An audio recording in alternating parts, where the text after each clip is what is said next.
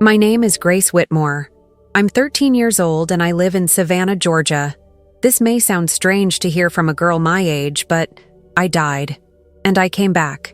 I am not speaking of a metaphor, nor of a dream. I really died. My heart stopped. The doctors declared me clinically dead. And yet, here I am, telling it with the firm voice of someone who has seen what is on the other side. It all started on a sunny Sunday. It was late afternoon, and my mother was driving me home from church. We were listening to an old song on the radio, the kind she said her grandmother used to sing when she was a little girl. I remember looking out the window and seeing the trees moving slowly, as if they were dancing in the golden sunlight. That's when everything went silent. A truck, appeared out of nowhere, running a red light. The impact was brutal. The sound of metal, of glass, of life being ripped away. It all happened in seconds. And then, emptiness. They later said that the car spun several times before stopping, that I was unconscious, not breathing, and that my heart simply stopped. It was 8 minutes. 8 minutes in which, according to medicine, I was no longer here, but I was somewhere else, a place that was not Earth, nor what I expected, a place of peace, light, and something else, something that completely changed everything I thought about the meaning of life, and even about who we are. But before I continue, let me ask you something from the bottom of my heart. If this story has made you stop for a second and think, like this video, and subscribe to the channel, not for me, but so that more people can hear what happened to me, because what I saw could change everything.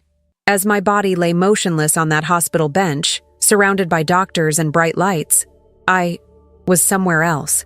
But before that, there was a strange moment, a space between the impact and the light. I heard voices, but they sounded distant, as if they were underwater. They were the first responders, trying to revive me. Then came the sirens, racing through the streets of Savannah, cutting through the silence of an afternoon that had turned into tragedy. My mother screamed. I couldn't see her, but I felt her pain as if it were my own. Screams of despair that pierced my body, that sought a miracle where there was only silence. The doctors later said that when I arrived at the hospital, I was in full cardiac arrest. They tried everything: chest massage, defibrillator, adrenaline. Each attempt brought a number on the monitor: 0.0, 0.0. The sound from the machine was a straight line that said, "She's not here anymore." It was 8 minutes, and in that time, I wasn't tied to that small, broken body on the stretcher. I saw myself from above, floating, as if I were on the ceiling of the room looking down. I saw my own body, pale, motionless. I saw the tense faces of the doctors, my mother's trembling hand reaching for mine, and at the same time, I felt an inexplicable calm. There was no fear, no pain. It was as if an invisible hand was holding me and saying, "It's okay." Then the light appeared. It was no ordinary light. It was something alive, a warmth that came with peace, with love, with a presence that didn't need to say anything. And yet, it said everything. I felt like I was being called. And in that moment, everything changed. If you've ever had a near-death experience, or know someone who has, you know what I'm saying. It's not crazy. It's not imagination. It's real, and it's deeper than any words can describe. In the next chapter, I'll tell you what happened when I stepped through that light, and what, or who, was on the other side. And believe me, nothing can prepare you for what comes next. I don't know if you believe in soul, spirit, or something beyond what our eyes can see, but in that moment, hovering over the body that no longer responded, I had no doubts. I was more than flesh and bones. It was as if I had released myself from the pain, from the gravity, from the fear. I was floating on the ceiling of the emergency room and looking down at myself. A pale 13-year-old girl with wires and tubes attached to her body, surrounded by frantic doctors trying to bring her back. A scene that seemed like something out of a movie, but it was real, and it was my life. Or, perhaps, my death. I saw every detail. The paramedic's shoe print on the floor, the nurse's name tag lying on its side, the doctor's loose wedding ring, Things I could only describe if I had actually been there, in a way no one can explain. But the most intense thing was seeing my mother. She was outside, being restrained by a nurse. She was crying in a way that would break any soul. She was holding my grandmother's rosary between her fingers, as if it were the last thread between hope and despair. She was screaming my name, softly, like a prayer. And then, I heard another voice, a voice that came from nowhere, and at the same time, it came from inside me. She can still choose. That's when I looked to the side, and the light was there. Intense. White. But it didn't hurt the eyes. A light that seemed to have feelings. That pulsed with love. A love that no hug here can imitate. I can't explain how, but I knew. If I crossed that light, I would never come back. It was a path of no return. An end. Or perhaps a beginning. And on the other side of that light, someone was waiting for me. Have you ever felt something so strong that it made your heart stop just to hear it better? That's what I felt. I needed to get through, but what I found there was greater than anything I had ever imagined. And there, for the first time, he called me by name. In the next chapter, I will tell you about this encounter.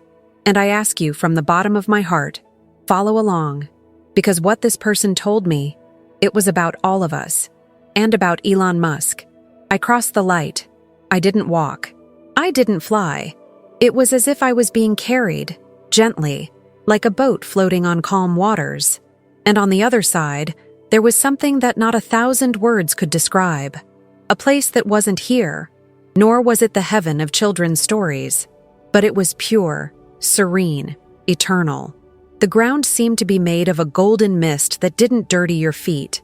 There were colors that don't exist on Earth, but that the soul recognizes. And the air was filled with such absolute love that I cried without tears, just being there. It was then that he appeared. There were no signs saying, "This is Jesus." It wasn't a stained glass image or the face from the old paintings, but I knew it right away. Every part of me knew it. It was Jesus, and he knew my name, Grace. He didn't say it with his mouth. It was as if his voice vibrated within my heart. When he called me, I felt a warmth that filled every empty space within me. He looked at me with eyes that held infinite compassion, as if he had seen my entire life and loved me anyway. I wanted to run to him, to throw myself into his arms, and somehow that's what happened. He welcomed me, not with arms, but with presence, not with words, but with truth. And then he told me something I will never forget. You came back for a reason, and there's something that needs to be said about the times you're living in, about who leads, about who influences. I didn't understand. He touched my heart with a gesture, and then visions came, clear, direct. Images from satellites, rockets, artificial intelligence, social networks, people connecting but also getting lost. And in the middle of it all, a face. Elon Musk.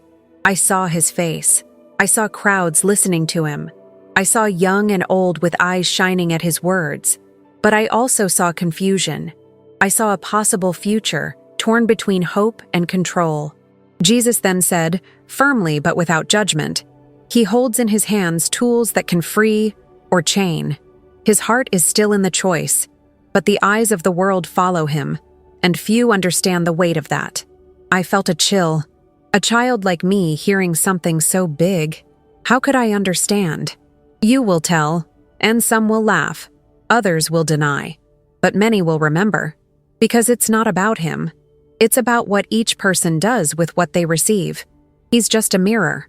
I tried to ask more, but he just smiled, and then he showed me the future, a future that will depend on the choices we make now. That's when I understood.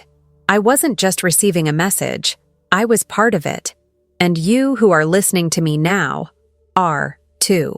He didn't just show me a man. Jesus showed me a whole movement. I saw a crowd looking up at a brightly lit stage where Elon Musk was speaking. People were listening to him with the same look I had often seen in our church services, eyes full of faith. But there was something different there. It was faith, without direction, hope, without roots. Jesus told me, with a serenity that disarmed me, when the world loses faith in the invisible, it clings to the visible. But not everything that shines comes from the light. And then I saw it. I saw images of rockets soaring into the sky, people cheering as satellites wrapped around the earth like an invisible net. There were incredible advances, cures, connections, discoveries. But I also saw silences. I saw loneliness.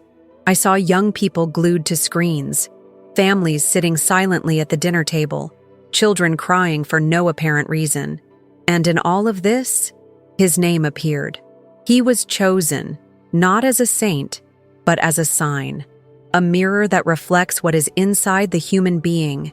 At that moment, something touched me deeply, because I realized this wasn't just about Elon Musk. It was about all of us, about how much we put in the hands of one man, what we should keep in our hearts. Jesus showed me two possibilities.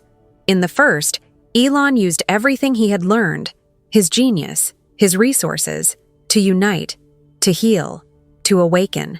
I saw schools resurrecting with real education, clean energy powering poor neighborhoods, technology helping the elderly walk, the blind see. And more than that, I saw faith being restored, not replaced by machines, but strengthened by them. In the second, I saw control. I saw smart cities where people no longer chose. I saw forced smiles. I saw freedom traded for security. And I saw Jesus walking away, not because he wanted to, but because we were getting him out of there. Everything that is created with a divided heart breaks in time. That sentence kept echoing inside me. I understood that Elon Musk, with all his influence, was a pawn. But the game, we are the ones playing it. Jesus then looked into my eyes and said, "Tell them, the time to choose is not tomorrow. It is now. The future has already begun, and every soul counts." At that moment, I felt the weight of the message. I was just a 13-year-old girl, but I would return with something that no age could limit. And you who are listening to me now, you need to know, this message is not about idolizing or attacking a man. It's about reflecting. It's about waking up. Because the world won't change with shouting. It will change with awareness. I didn't ask to see what I saw, but Jesus showed me. Not with words, nor with ordinary images. It was as if I were inside each scene, feeling the world breathe, and at certain moments, suffocate. The first thing I saw was the earth from above, beautiful, blue, alive. But little by little, dark spots began to form. They weren't physical. They were like waves of fear, selfishness, vanity. Then, I was taken to a possible future, a time that seemed not so distant. The cities were bigger, cleaner, more technological. But there was a strange silence. People walked the streets with their eyes fixed on lenses on their faces, headphones on their ears. Children learned from holograms, but without asking why. The elderly were alone, even surrounded by machines that took care of them. I saw empty churches and crowded innovation centers. I saw the word faith being replaced by data. And in the midst of it all, I saw Elon Musk's name being repeated, as inspiration and as a warning. But Jesus pulled me back and said, "This is just one future. What the world will see depends on how it chooses to see it now." Then he showed me another way, another possible future. I saw people reconnecting, not through Wi-Fi, but through the Spirit. I saw science and faith walking side by side, without fighting, without arrogance. I saw robots helping, but not replacing. I saw children asking about God with curiosity, and adults answering with truth. I saw technology centers with discreet altars. I saw the name of Jesus being spoken not with fear, but with gratitude. And most importantly, I saw the human heart recovering what it had lost, the sense of purpose. But between one future and another, there was a bridge. And that bridge was made of small choices. A click, a gesture, a forgotten prayer, a silent decision in front of a screen. Jesus looked at me with deep pain in his eyes, and he said, "They are running after tomorrow, but they are forgetting what it means to exist today." I cried. I cried for myself. I cried for you. I cried for the people who no longer see what is right in front of them. And then he gave me a mission. Come back, tell them what you saw, and remind them. The future is not inevitable. It is shaped every day by souls who choose to love or control. If you're listening to this right now, you might think I'm just a girl. But don't listen to my age. Listen to the message. The world still has time, but not much. And this choice begins within each one of us. Before continuing, tell me, what future do you think we are choosing? Right here in the comments. I will read each one. Jesus took me to a place that I never knew existed. It wasn't like the heaven in stories, nor like the paintings we see in old churches. It was something deeper, more silent, and at the same time, more alive. I was floating beside him when the landscape changed. In front of us was a wide open space, like an endless golden field, but with no grass, no sky. It was all made of soft light, and in the center, a kind of hall, without walls, where souls came, one by one. But it was not a courtroom, and Jesus held no books. There were no angels with scales, no voices shouting sentences. The judgment I saw was internal. Each soul that approached was enveloped by a kind of mirror, showing not only what they had done, but what they had caused in others. It was like reliving their entire life, not through their own eyes, but through the eyes of those who had been touched by their actions.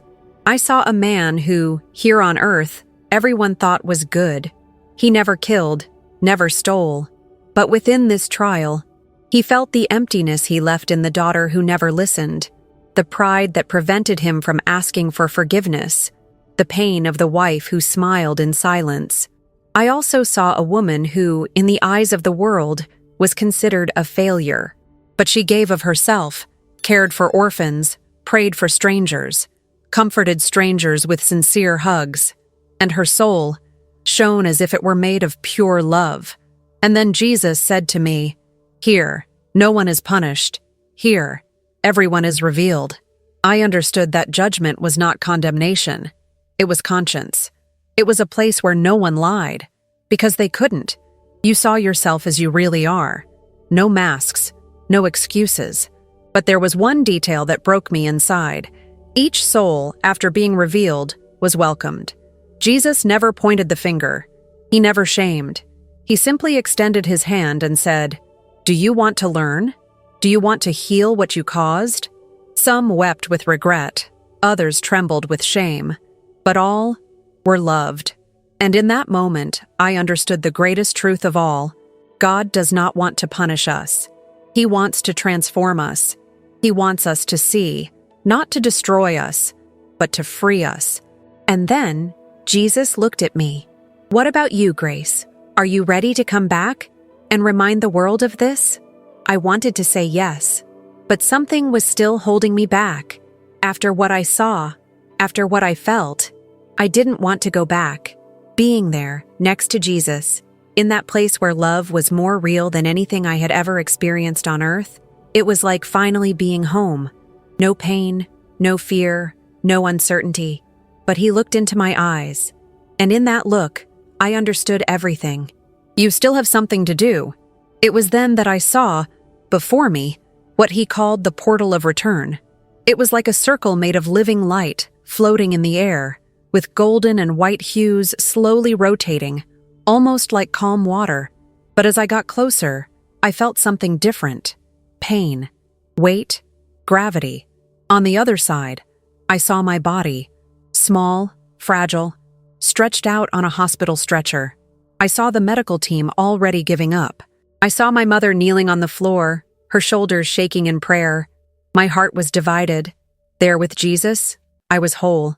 There, I was broken flesh, pain, uncertainty. "The pain passes," he said, "but the mission remains." I felt my hands tremble.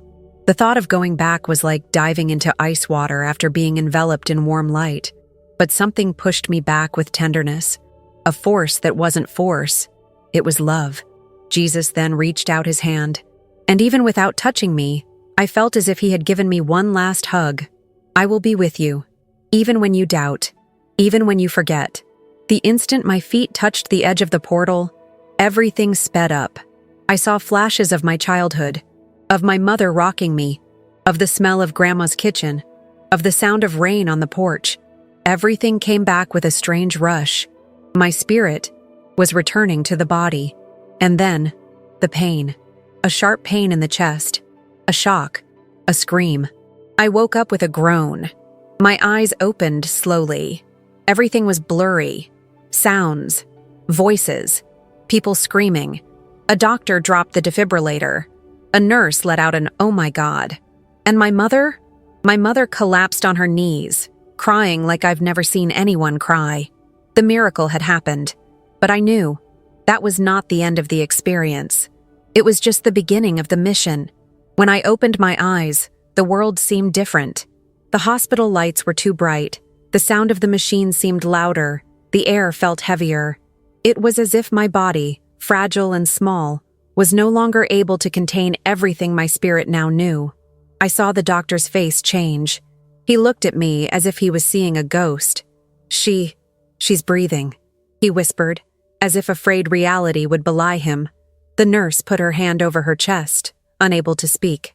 One of the paramedics dropped a clipboard, and my mother, kneeling on the floor, let out a cry so deep, so full of faith and despair, that I wept, not from pain, but from love. I tried to speak. My mouth was dry. My throat felt like glass. But still, the words came. Words I had never read, heard, or learned. He sent me back. He said that time is closing, that we must wake up now, before the future is lost. Everyone froze. The doctor looked at the others. "Who taught her that?"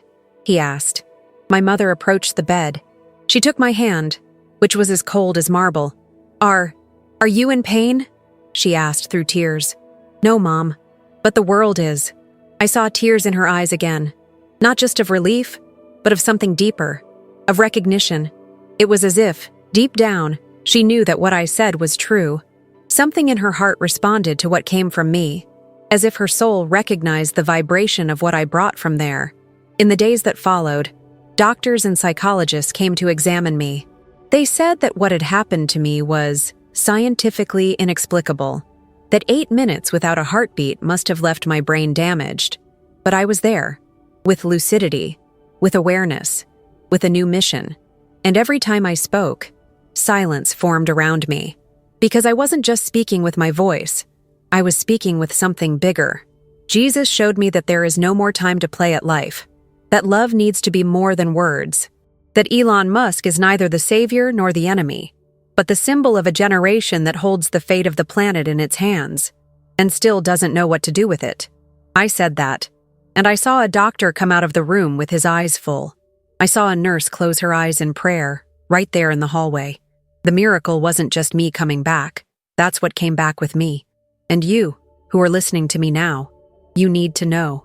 Miracles still happen. But they don't always come with lights in the sky. Sometimes they come in the form of a calling, a wake-up call. At first, my mother wanted to protect everything I had told her. She said the world was cruel, that people would laugh, that they would distort it. And I understood. What I brought was not light, but it could not be hidden. It was my grandfather who said it first. This needs to be told. The world needs to hear what Grace saw. We recorded a simple video. I sat in the rocking chair on the porch with a blanket over my shoulders and Grandma's Bible on my lap. I just told what I experienced. No shouting, no promises, no exaggerations. I said, I died, and I came back, and Jesus told me about what is coming. We talked for 15 minutes. We uploaded the video to a small YouTube account my mom had, where she used to post cooking and praise videos. 2 hours later, it had over 100,000 views. People were crying about it. They said something inside them lit up just hearing it. Some said they never believed in near-death experiences. Until now. Within 3 days, 1 million people had seen it. The media started knocking on our door. Magazines, TV channels, reporters wanted to turn everything into a spectacle. My mother refused interviews. But the video, it wouldn't stop. It was shared in prayer groups, in clinics, in spiritual retreats. And then came the part that left us in shock. A Christian journalist from the US, known for covering spiritual and technological topics, got in touch. He said someone very important had seen the video. Elon Musk. He saw the part where you mentioned his name, said the journalist. And he's curious. Curious. It wasn't skepticism, nor contempt. It was interest. At first, I thought it was a joke. But within a few days, Musk himself posted on his X account, formerly Twitter, "What a 13-year-old girl, dead for 8 minutes, saw about me is disturbingly interesting." The internet went down. Some said it was a setup. Others said it was a marketing ploy. But many felt something different. Because deep down, they knew it wasn't just about me, nor just about him. It was about all of us. And the more I spoke, the more people listened. People of all ages, places, religions. Not because I'm special, but because the message was, and still is. When truth comes out of the darkness, it illuminates, but it also disturbs. In the days that followed, the video spread like wildfire. People from all over, from Alabama to California, from Argentina to South Africa, began sending messages. Some said they cried throughout the entire story. Others shared similar dreams. Some said my experience had moved them to pray for the first time in decades. But not everyone was happy. The attacks began. Comments called it all a fabrication, saying that my parents wanted easy fame. Some skeptical doctors got together on podcasts to try to explain my survival in clinical terms. Residual electrical activity, brain hallucination, subjective experience under extreme trauma. They analyzed everything, except the message.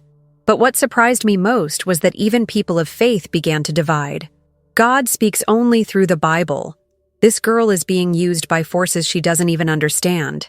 Mixing spirituality with technology names is dangerous. I was just a girl. But I found myself in the middle of a hurricane of opinions, accusations, and prayers. Yes, prayers. Because while many were doubting, thousands began to join together. Online prayer groups sprang up. Churches began showing my testimony on big screens. In some nursing homes, residents were reported to be watching together and crying as if they were hearing a call they had been waiting for years. And then, something happened.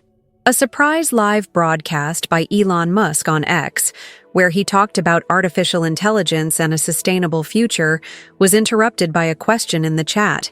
"Do you believe what Grace Whitmore said?" He stopped. He took a deep breath and said, "I don't understand everything she saw. But something about that girl doesn't seem ordinary. Maybe the universe is trying to tell me something. Or maybe it's God." The internet exploded. Not because he confirmed anything, but because he didn't deny it. And more than that, he listened. At that moment, I understood the power of a lived truth. Not imposed, not forced, but felt.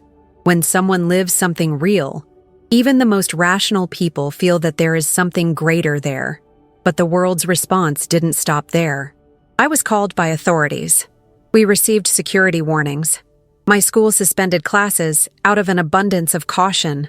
The freedom to speak about the spiritual was being measured, questioned, restrained. And yet, nothing silenced me, because I knew the last part of the message hadn't been said yet. I came back to life with my heart full of light. But there was one last part of the message, one that Jesus gave me before he let me leave that place. It was in the final moment, when I could already feel my spirit being pulled back into my body, that he looked at me with an expression so full of compassion that my chest could hardly bear it. And then he said, "Don't keep what you saw to yourself. Share it, even if they make fun of you. Speak it, even if they try to silence you, because every heart touched, every soul awakened, changes the course of the world." I wanted to ask Asdo this. How could a 13-year-old girl carry something so big? But he just replied, "It's not about you. It's about what you carry. Be the channel. I'll do the rest." And then, with the sweetest voice I have ever heard, he concluded, "Tell them. The time for waiting is over. It's time to feel again, to love again, to choose the light again. Since then, I have repeated this message with everything I am, not as a prophet, not as a saint, but as a witness, a daughter, a seed planted in a time when everything seems like noise, but the soul still recognizes the truth when it speaks softly. Many people still ask me, Grace, why did Jesus talk about Elon Musk? Why show this to you? And the answer is here, engraved in me. It wasn't about him. It was about us. About how we put the burden of saving the world on the shoulders of one man, or one technology. About how we forget that true power is in the invisible, in faith, no love, in the choice. Because every day, each of us is also Elon Musk. Everyone has influence. Everyone builds something. Everyone decides freedom or control, empathy or ego, life or system. If you've come this far, it wasn't by chance. Something in you has already awakened. And perhaps this story has come to remind you of what you already knew, but the world tried to make you forget. Eternity does not begin after death. It begins now. And the future can still be beautiful. But it all depends on how you choose to live today. If you've made it this far, it's because this story touched something inside you. So do the following. Subscribe to the channel right now, because there is so much more coming. Messages that can transform, stories that awaken, and truths that the world needs to remember. And if you watched until the end, comment below the phrase, "The light continues." Only those who truly felt it will understand. Oh, and leave a like, because it helps this message reach other people who also need to hear it. Now, click on the next video that is appearing here on the screen. He connects with this story in a way that will surprise you. See you there.